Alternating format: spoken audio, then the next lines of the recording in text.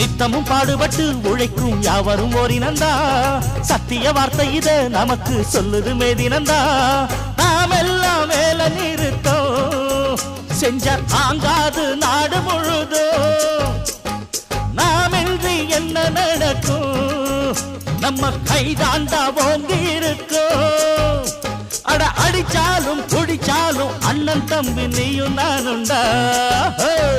உழைப்பாளி இல்லாத நாடுதான் எங்கும் இல்லையா